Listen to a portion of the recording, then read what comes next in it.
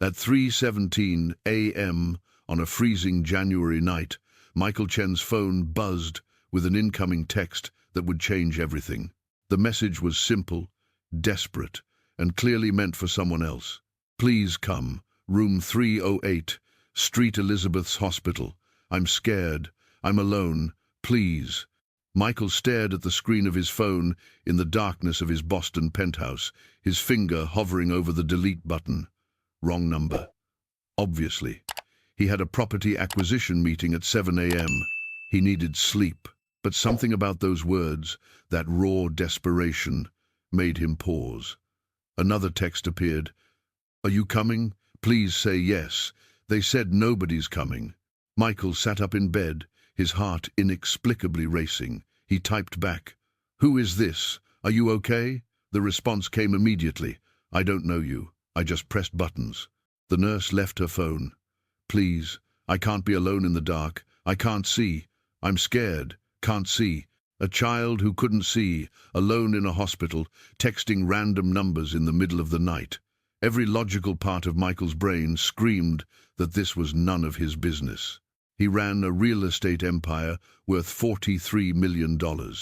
He had responsibilities, schedules, a carefully ordered life. But the illogical part, the part that still remembered being 14 and sitting alone in a hospital room while his mother died 3 floors above him, that part was already reaching for his clothes. 20 minutes later, Michael pushed through the automatic doors of Street Elizabeth's Hospital, his breath visible in the cold air. The night nurse looked up in surprise as this well-dressed man in an expensive coat strode toward her desk with purpose. "Room 308, he said. "I'm here for the patient in 308. The nurse frowned, checking her computer. "That's a pediatric patient. Family only." "Are you?" "He texted me," Michael said, pulling out his phone as evidence. "He's alone and scared. I'm going up." Something in his tone made the nurse nod slowly. "4th floor." "But sir, you should know. The child's parents were killed in a house fire 2 days ago. He has smoke inhalation injuries and he's alone," Michael finished. "Which floor?" "4th. But the social worker will need to speak with you." Michael was already moving toward the elevator. His hands were shaking slightly as he pressed the button for the 4th floor. What was he doing? This was insane. He didn't know this child. He had no right to be here. The elevator dinged. Michael walked down the antiseptic white hallway, following the room numbers until he reached 308. The door was slightly open. He knocked softly and pushed it wider. The boy in the bed looked impossibly small. 6 years old, maybe 7, with dark, curly hair and white bandages wrapped around his eyes. Both arms were wrapped in gauze, and an oxygen tube ran beneath his nose. He turned his head toward the sound of the door. "Did you come?" His voice was a whisper. "I came," Michael said quietly, stepping into the room. "My name is Michael. You texted me. I'm Noah." The boy's bandaged hands clutched at the blanket. "You really came. I didn't think anyone would come. Everyone leaves." Michael felt something crack in his chest. He moved closer, pulling a chair beside the bed. "Well, I'm here now, and I'm not leaving." Noah's chin trembled. "The fireman said Mommy and Daddy went to heaven, but I don't understand why they had to go without me. We were sleeping. Then there was so much heat and smoke and screaming. Daddy threw me out the window. Then I couldn't see anything anymore. Everything went dark." His small voice broke. "Everything's still dark. The doctors say maybe forever." Michael reached out, then hesitated, unsure if touch would frighten the child. But Noah's hand was already reaching out, searching. Michael took it gently. "I'm so sorry, Noah. That must be terrifying." "Everyone keeps saying sorry," Noah whispered. "But nobody stays. The police asked questions and left. The doctors fixed my arms and left. The social worker said I'll go somewhere safe tomorrow, but I don't know where safe is anymore. I just know I'm alone in the dark." His voice dropped even quieter. "I can hear people walking past my room. Nobody stops. I thought if I texted someone, maybe someone would stop." "You stopped." "Yeah," Michael said, his throat tight. "I stopped." He squeezed Noah's hand gently. "What's your favorite thing in the world?" "That's random," Noah said. but there was the tiniest hint of a smile. Dinosaurs. I had a big T-Rex named Rex. Daddy bought him for me. He's probably burned up now. What kind of dinosaurs do you like best? All of them, but especially velociraptors. They're smart, they hunt in packs, they take care of each other. Noah's voice grew softer. Will you stay until I fall asleep, just so I'm not alone? Michael looked at his watch. 4:23 a.m. His meeting was in less than 3 hours. He should leave. He should let the professionals handle this, but he heard himself say, I'll stay as long as you need. Noah's grip on his hand tightened with surprising strength. Thank you for coming. Thank you for being the one who answered. As dawn light began filtering through the hospital window, Michael sat in that chair, watching Noah sleep fitfully, occasionally crying out. And Michael knew with absolute certainty that his carefully ordered life had just been completely demolished by a wrong number from a terrified child. The question was what he was going to do about it. Social services arrived at 7:30 a.m. Michael had fallen asleep in the chair, still holding Noah's hand. A woman's voice woke him. Excuse me, are you family? Michael blinked, disoriented, then looked up at a tired-looking woman in her 50s holding a tablet. No, he texted me by accident. He was alone. I stayed. The woman's eyebrows rose. You came to a hospital in the middle of the night for a child you don't know? Yes. Michael stood stiffly, his back protesting. Noah stirred at the sound of voices. Michael, are you still here? Still here, buddy. The social worker, who introduced herself as Patricia Hernandez, asked to speak with Michael in the hallway. Once outside, she studied him with sharp, assessing eyes. Mr. Chen, I've reviewed the security footage. You arrived at 3:42 a.m. and haven't left his side. That's either remarkably kind or remarkably suspicious. It's not suspicious, Michael said firmly. He was alone and scared. I couldn't just delete the text and go back to sleep. Patricia pulled up information on her tablet. Noah Parker, 6 years old. Both parents died in what's being investigated as a possible arson. No living relatives we can locate. Both parents were only children. Grandparents deceased. He'll be placed in emergency foster care today. No. The word came out more forcefully than Michael intended. He's already traumatized. His world literally went up in flames. He can't see. You'd take him from the one person who showed up when he called? Mr. Chen, I have resources. Run every background check you want. Financial records, home inspection, psychological evaluation. I can provide everything, but please don't put him with strangers. Michael paused. Give me a chance to help him. Patricia was quiet for a long moment. This is highly irregular. Everything about this situation is irregular. Why? Patricia asked bluntly. Why would you upend your life for a child you met 6 hours ago? Michael thought about his mother, about being 14 and alone, about the emptiness of his penthouse that no amount of success had ever filled. Because when I was 14, my mother was dying of cancer 3 floors above me in this exact hospital. She made me wait in a different room because she didn't want me to see her suffering. I sat alone for hours. Nobody came. Nobody checked on me. I swore if I ever had the chance to be the person who shows up, I would. So here I am, showing up. Patricia's expression softened slightly. I'll start emergency custody paperwork. But Mr. Chen, foster care is temporary while we search for family or permanent placement. You understand this might not be forever? I understand. Though looking at Noah's door, Michael knew he was already lying. This felt permanent in a way nothing in his life ever had. 3 days of home inspections, background checks and psychiatric evaluations followed. Michael's record was immaculate. His penthouse had 5 bedrooms. He could hire the best pediatric specialists in Boston. The child psychologist confirmed he was stable, genuine, and capable. By day 3, Noah Parker was released into Michael Chen's temporary custody. Standing in Michael's penthouse, Noah looked tiny and lost, his bandaged hands clutching a small duffel bag containing everything he now owned. The stuffed dinosaur inside had been salvaged from the fire, singed but intact. "This place sounds huge," Noah said, turning his head toward the echoing space. "It's too big," Michael admitted, kneeling to Noah's level. "I bought it to prove I could, but it's always felt empty. Maybe you can help me figure out what to do with all this space." Over the next 2 weeks, Michael transformed his life. He hired Mrs. Margaret Cooper, a warm woman in her 60s who specialized in childhood trauma and happened to have taught orientation and mobility for blind children. He turned a guest room into Noah's space, installing textured wall panels and organizing everything with clear, consistent placement. He hired a child psychologist. He shortened his business meetings. 3 days of home inspections, background checks, and psychiatric evaluations followed.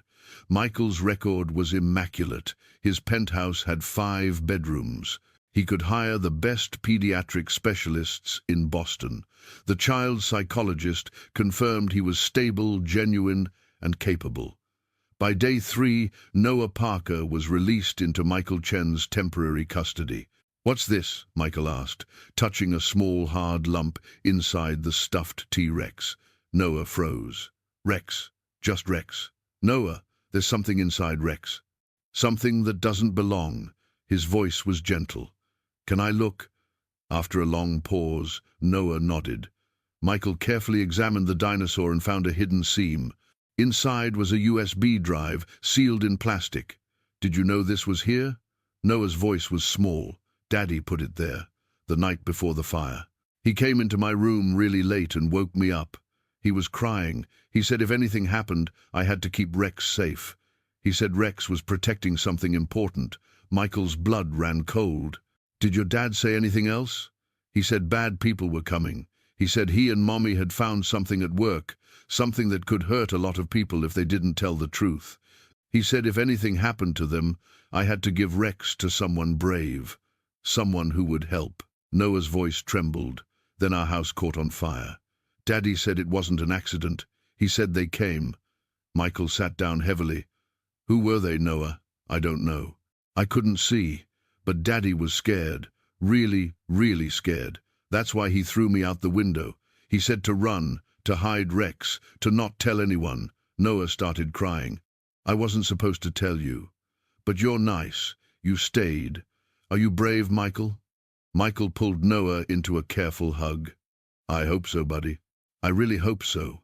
That night, after Noah fell asleep, Michael examined the USB drive. It required a password. He tried obvious combinations, Noah's birthday, the parents' names. Nothing worked. He called his head of security, David Nguyen, a former FBI agent who handled corporate espionage for Michael's company. "I need you to look into something," Michael said quietly. "David Parker and Sarah Parker died in a house fire January 8th. I need to know everything. Employment, associates, why someone might want them dead. Boss, are you getting involved in something dangerous?" "Already involved. Just find out what you can." The report came back within 24 hours. David's face was grim when he arrived at the penthouse, while Noah was in his orientation session with Mrs. Cooper. "You're not going to like this," David said, spreading documents across Michael's desk.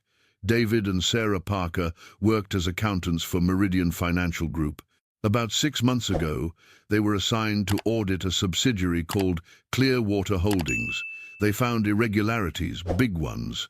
Money moving through shell companies, fake invoices, financial records that didn't match. They documented everything and tried to report it through proper channels. And 3 weeks later, their house burned down. Official cause is listed as electrical fire, but the fire inspector noted accelerant patterns consistent with arson. The report was suppressed. The investigation closed within 48 hours. David paused. "Michael, Clearwater Holdings is a front for a money laundering operation worth an estimated $200 million. The people running it have connections to organized crime, corrupt officials, and very expensive lawyers. If the Parkers had evidence, then Noah's carrying around proof that could destroy some very powerful people." Michael finished. His phone buzzed. "Unknown number," he answered. "Mr. Chen." The voice was smooth, professional, terrifying. I understand you're caring for Noah Parker. How generous. Who is this? Someone with a vested interest in certain information remaining private. Information that David Parker stole. Information that's probably in your possession now. Michael's blood ran cold. I don't know what you're talking about. Please. David Parker had a backup plan. He'd hide evidence somewhere his daughter would never suspect, somewhere it would be safe. We've searched. The house is gone. The parents are dead, which means the boy has it. That USB drive hidden in his toy, for instance. Michael's hand tightened on the phone. They knew. They'd been watching. Noah is 6 years old. Leave him alone. Gladly. All you have to do is turn over the drive. Meet me tomorrow night, 9 p.m., Boston Common, near the Soldiers' Monument. Come alone. Bring the drive. And Noah continues his life as a tragic orphan instead of a dead witness. The line went dead. Michael stood frozen, then looked toward Noah's room, where he could hear Mrs. Cooper patiently teaching Noah to navigate by sound. This child had already lost everything. Michael couldn't let him lose his life too. But he also couldn't just hand over evidence that could let murderers walk free. David was watching him. What are you going to do? I don't know, Michael admitted. But I need you to figure out what's on that drive. Hire the best hacker you know, and David find me leverage. If I'm going into this, I'm not going in blind. By the next morning, they'd cracked the USB drive. The password was Noah's favorite dinosaur species, Velociraptor. What they found made Michael's hands shake. Spreadsheets detailing years of money laundering, communication logs between Clearwater executives and known criminals, bank records proving systematic fraud, video recordings of meetings where illegal transactions were discussed openly. The Parkers had documented everything with methodical precision. This is enough to bring down 50 people, David said quietly. CEOs, lawyers, judges, police officials. These files are worth killing for. Then we make copies, Michael said. Multiple copies encrypted, stored in different locations, and we find someone we can trust. Who do you trust with something like this? Michael thought carefully. My college roommate, Jackson Martinez. He's a federal prosecutor now. If anyone can use this properly, he can. They spent the day preparing while maintaining normal routines. Noah went to his therapy session, played with his textured puzzles, asked Michael to read him a book about dinosaurs. Michael tried to act normal, but Noah was perceptive beyond his years. Michael, Noah said during dinner, his sightless eyes turned toward Michael's voice. Are you scared? Why do you ask? You sound like Daddy did, the night before the fire, like something bad is going to happen. Michael took a breath. Noah, I need to tell you something. The bad people your dad was worried about, they know you're here. They want Rex. They want what's inside him. Noah's hands clutched his fork tighter. Are they going to hurt you? I won't let them hurt either of us, but I need you to be very brave. Can you do that? Noah nodded slowly. Daddy said being brave doesn't mean you're not scared. It means you do the right thing, even when you're scared. Your dad was a smart man. Are you going to give them Rex? No, Michael said firmly. Your parents died protecting what's in Rex. I'm going to finish what they started. But Noah, if something happens to me, Mrs. Cooper knows what to do. You'll be safe. I don't want to be safe without you, Noah whispered. I want you to stay. You're the only one who stayed. Michael moved around the table and knelt beside Noah's chair. I'm not going anywhere, I promise. But I need you to promise me something too. Tomorrow morning, you're going to stay with Mrs. Cooper at a different location, just for one day, just until this is over. No. Noah's voice was suddenly fierce. Everyone who leaves me doesn't come back. Mommy and Daddy left and they're gone forever. If you leave, you won't come back either. Noah, I won't let you go, Noah said, and his small hands reached out, finding Michael's face with surprising accuracy. You're my person now. You're the one who answered. You can't leave. Michael felt his throat close up. He pulled Noah into a tight hug. Okay, buddy. Then I'll make sure I come back, I promise. The next evening, Michael prepared carefully. He wore a wire. David had 4 agents positioned around Boston Common. Jackson Martinez had the evidence. If something went wrong, if Michael didn't survive this, the files would still reach the right people. At 8:45 p.m., Mrs. Cooper took Noah to her apartment across town, though Noah clung to Michael for a long moment before leaving. "Come back," Noah whispered. "Please come back. I will, I promise." Michael arrived at Boston Common at 8:55 p.m. The winter night was brutally cold, the park nearly empty. He walked toward the Soldiers' Monument, his breath forming clouds in the frigid air. A woman emerged from the shadows, mid-50s, expensive coat, cold eyes. "Mr. Chen, punctual. Who are you? Names aren't important. Do you have the drive?" Michael pulled it from his pocket. The real drive was safely with Jackson. This was a duplicate containing only partial files.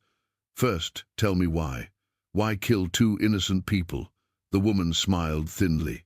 "David and Sarah Parker weren't innocent. They were thieves. They stole proprietary information and threatened to destroy a legitimate business operation." "Legitimate? You're laundering money for criminals. We're facilitating financial services. And we would have continued doing so quietly if the Parkers hadn't developed a conscience." She held out her hand. "The drive. And Noah? You'll leave him alone? The child is unfortunate collateral. Once we have all copies, there's no reason to harm him. He's blind. He can't identify anyone.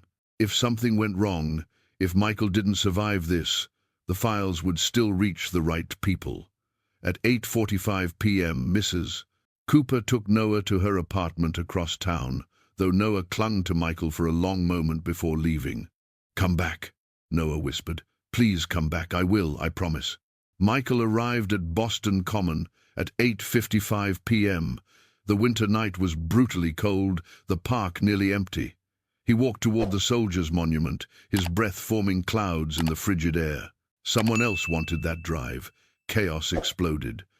David's team returned fire. The woman ran. Michael scrambled behind the monument, trying to reach safety. Then he saw them 2 men moving toward where Mrs. Cooper's car was parked on the street. Moving toward Noah. No. Michael ran. He didn't think, didn't consider his own safety. He sprinted across the park, through the gunfire, toward the car. The men reached it first. They yanked open the back door. Mrs. Cooper was screaming. And Noah, brave, terrified Noah, was fighting back, swinging his small fists, shouting, "Leave us alone!" Michael tackled the first man with all his weight. They went down hard on the frozen ground. The second man turned, raising a weapon. Everything slowed. Michael saw it aimed at Noah, saw the finger tightening on the trigger, and Michael did the only thing he could. He threw himself in front of the car door. The gunshot was deafening. White-hot pain exploded through Michael's shoulder. He heard Noah screaming his name, heard sirens, heard David shouting. Then federal agents were everywhere, swarming the scene. The shooters were taken down. The woman was captured. Mrs. Cooper was pulling Michael back, applying pressure to his wound, and Noah was crying, his hands reaching out blindly, finding Michael's face. "Michael, Michael, don't leave me. You promised. You promised you'd come back." "Still here," Michael gasped through the pain. "Still here, buddy. I'm not going anywhere." Michael woke in a hospital room, again. But this time, when he opened his eyes, Noah was there, sitting in a chair pulled close to the bed, his bandaged hands carefully placed on Michael's arm. "You're awake," Noah breathed. "I heard your breathing change. I've been listening. How long?"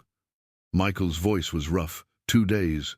The doctors said the bullet went through but missed everything important. They said you'd be okay. Noah's chin trembled. "But you got hurt because of me. You almost died." "No," Michael said firmly, reaching up to cover Noah's hands with his own. "I got hurt protecting you. That's different." That's what he paused. "That's what family does." Noah was quiet for a long moment. "Family? Yeah," Michael said softly. "Family. If you want. The adoption papers are already started. Patricia fast-tracked them. When I get out of here, if you want, you'll officially be Noah Parker Chen, my son." "Really?"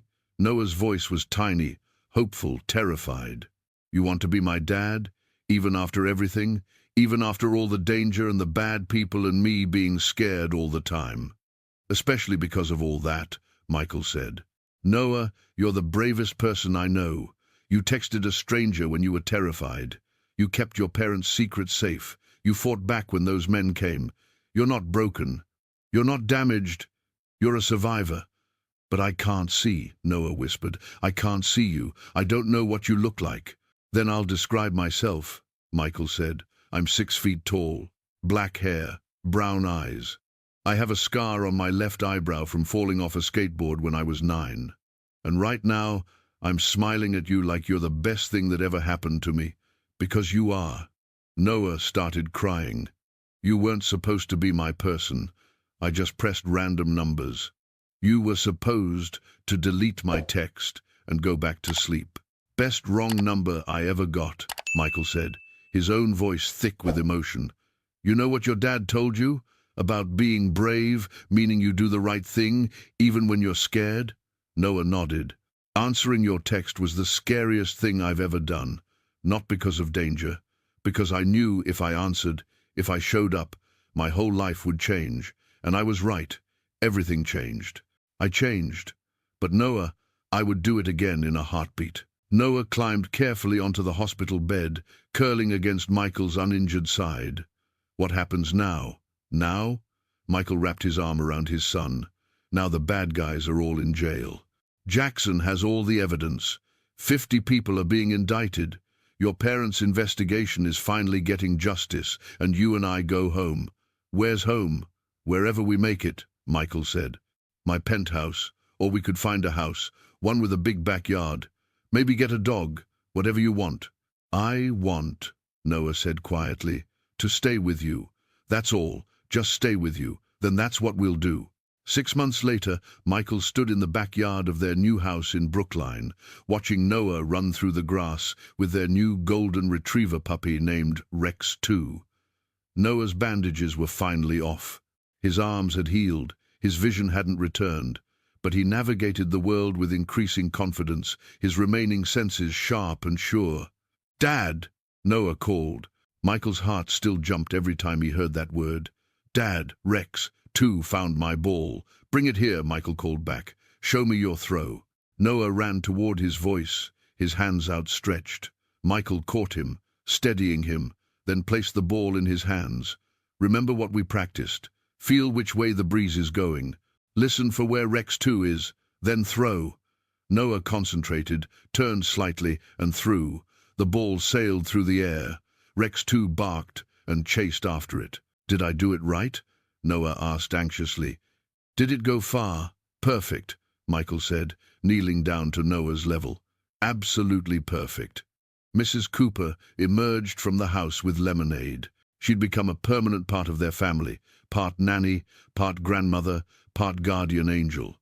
"Mail came," she said, handing Michael an envelope. It was from Patricia Hernandez. Michael opened it, and inside was a single piece of paper. Official adoption certificate. Noah Parker Chen. Father, Michael Chen. Adoption finalized. "Noah," Michael said softly, "come here a second." Noah returned, sensing something important. "What is it?" "It's official. The adoption is complete.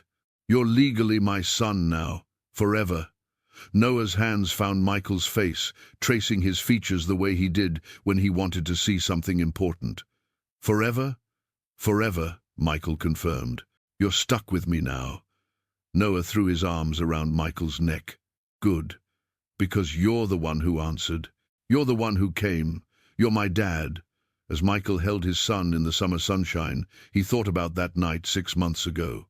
The desperate text, the decision to show up, the way one moment of compassion had transformed his entire existence. His phone buzzed. For a second, his heart jumped, old fear resurfacing. But it was just Jackson, texting to say the trial had concluded. All 50 defendants convicted. The Parkers' evidence had been ironclad. Justice served. Michael texted back a simple thank you, then set his phone aside. Noah was tugging at his hand, wanting to play catch again.